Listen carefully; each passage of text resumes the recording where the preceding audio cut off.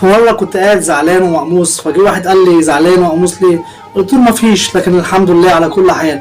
قال لي طب انا هقول لك كلمة، والكلمة دي هلخصها لك في قصة صغيرة واتمنى تفهمها. لو فهمت القصة دي هتعيش طول حياتك مرتاح.